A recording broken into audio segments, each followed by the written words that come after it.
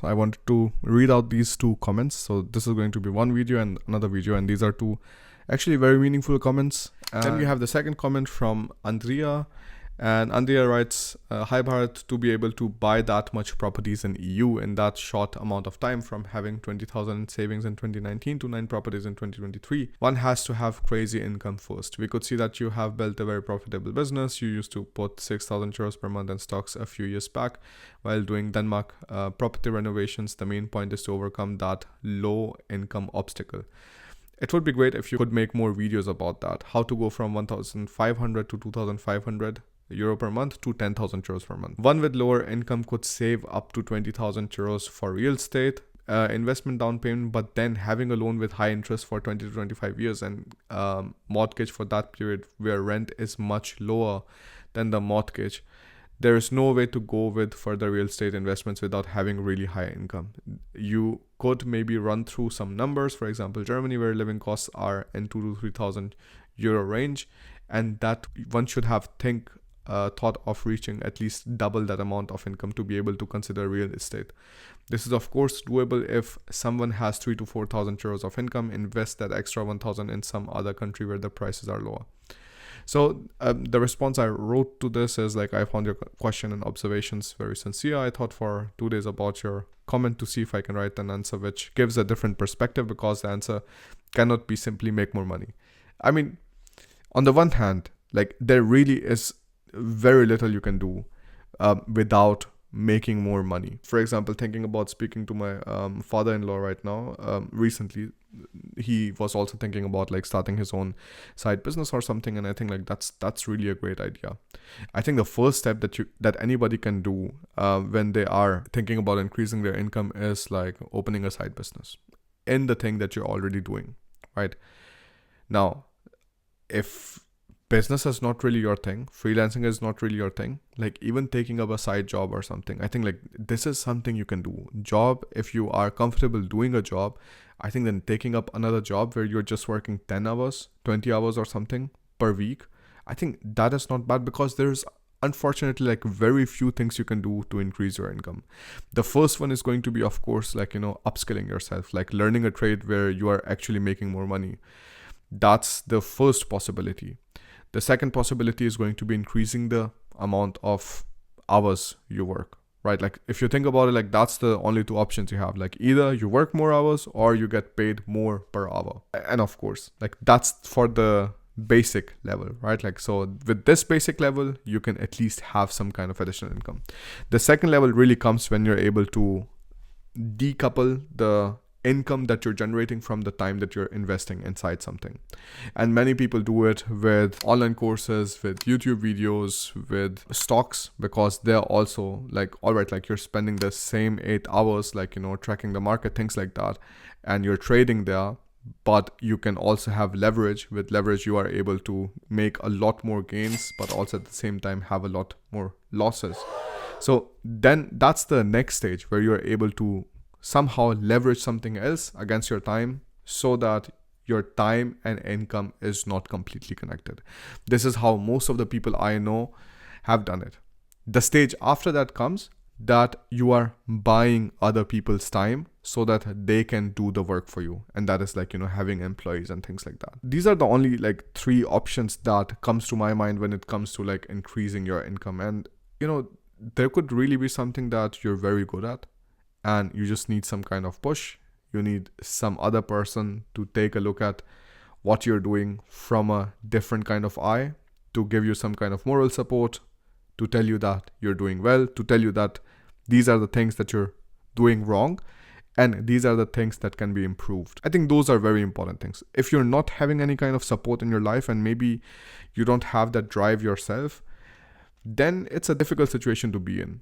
Right? Like drive you need for sure, but you also at the same time, if you can have somebody who is very positive, who is very supportive of the things that you're trying to do, I really cannot put a price on that support, because that's extremely important. That can take you and your entire business from completely one direction to the other one. If I think about like my own business right now, like if I came to Germany as a student and I was doing my master's in international management and engineering, Before that, I was doing my master's in civil engineering. I didn't like it, so I shifted. But like during all of these shifts and things like that, and when I was starting my YouTube, all of these things, like if my wife wouldn't be like making full-time job and wouldn't be making any kind of income and would be saying, all right, like, you know, you do your stuff and like I'll do my stuff, and probably towards the end of the year you take the job. I think the first plan was this, that I finish with my master's, I will start working, and then she will quit her job and she will do the Fakabitu or something, so she can like study afterwards. So that was the idea, that like, you know, you have somebody where they are sacrificing something to support you, and then you sacrifice something to support them, so that both of you can get to a stage where both of you are happy, where both of you are comfortable, where both of you are able to build something together. There is no other way, to be honest. Like I've seen a lot more problematic scenarios where you are having somebody who is not supportive of you. I think like that's absolutely cancerous. I think like there's nothing worse. You would be so much more happier being single than having somebody who is just constantly nagging you on something that you're trying to do. And anyways, you're so irritated in the starting, right? Like you're trying to do something new, and then there's somebody who's just constantly bitching and moaning and just complaining that you're not working, you're not making money, you're just doing or like spending your time in XYZ activity, which is not making you any kind of money right now. When those kind of things happen, like that's one of the most horrible experiences that you can have. So like if you're in a situation like that too, and I think like it's extremely important to either remove yourself from that situation. So if you're not married or something, just like bye-bye. If you are married and you think like the attitude of the person is going to change, I think it makes so much more sense not to just tell them about this. Like you don't need to tell them about this. You can have your own separate work environment or something, like, you know, do your work there. But increasing your income is extremely, extremely, extremely important, one way or the other. Because when you increase your income, that is the only way how you're able to essentially secure yourself for the old age. Because to be honest, my biggest concern right now is like the old age situation, right? Because like I just do not see that the pension systems and everything is going to work out in the future times, and like, you know, 40-50 years from now. I don't know, like 50 years, I just extremely doubt that this is going to be a system where everybody is going to get what they're paying right now, because all of you guys are paying for the pension too, and you're paying for your pension fund. But unfortunately, it is not your pension, it is the pension, it is the money which is going to the people who are in pension right now. And the people who will be working, who will be young when you are old, will be paying for your pension, which will be a lot less in number than you are having right now. Of course, there are going to be countries where the population is not going to decline. Maybe there's a net positive immigration and net positive productive immigration. I'm not talking about the people who come to Germany and just sit on their ass and take money from the social system. I do not respect that. I do not like it. If there's a need, like you're physically disabled or something, I can understand that. But if you have two hands and if you have two legs and if you can work and you're not working, you're not doing anything productive, then I have no respect for you. So if those kind of like situations happen where you are having a country where there's net positive immigration, like okay, like then you have a positive scenario. But I really think if pension is a question mark, then I think you should make sure that at least you own the place where you're living at. You own the place where you want to grow old at. I see Alina's grandparents, for example, right now. For them, a huge relief is that they own the apartment where they're living in. Because if they wouldn't have owned the apartment, the pension is not that high.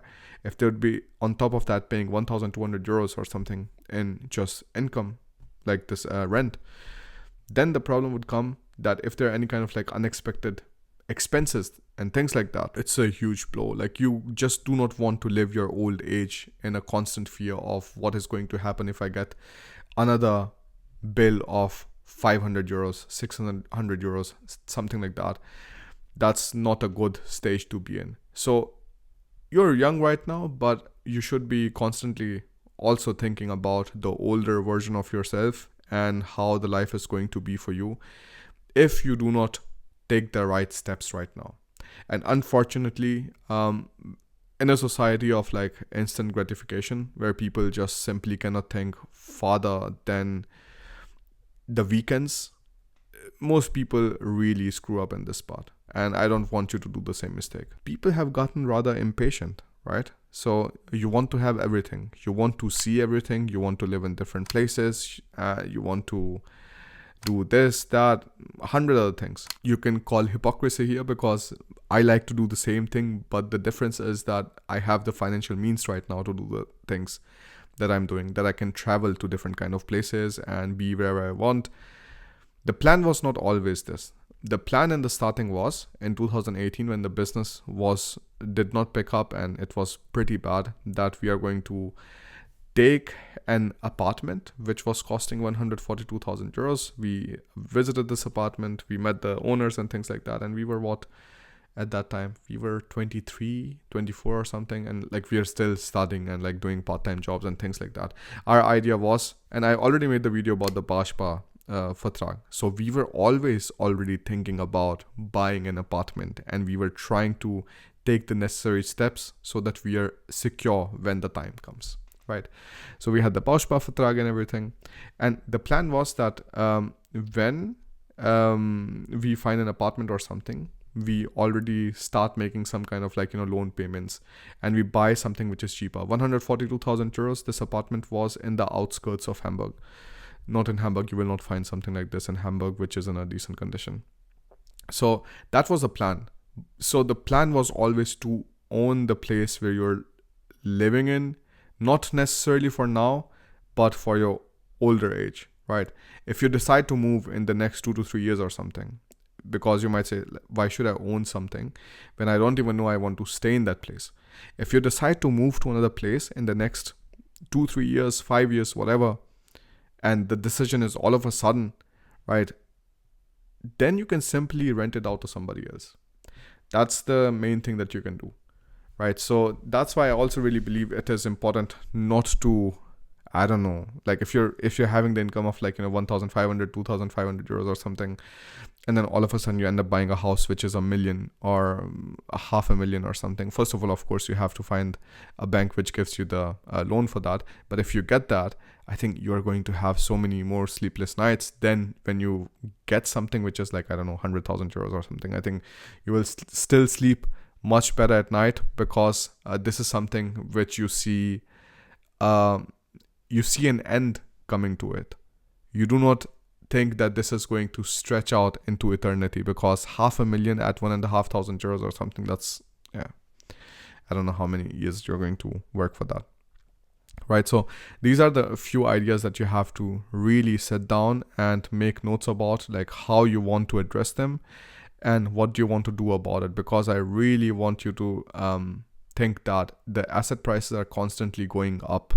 There are fewer and fewer people who are having more and more apartments, more and more properties, more and more assets which are generating them income, which raise the prices of all of the other assets further, because again, there's going to be a lot less supply when there are so many buyers who are already making so much money from all of the rental income and things like that they have already built.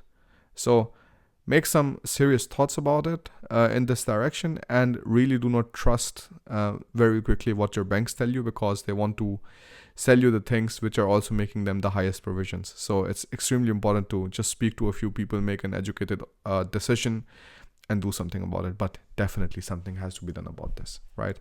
So the steps that I mentioned here were 5 of them, which is like build an emergency fund when you're at lower income stages, and that is like 3 to 6 months of expenses.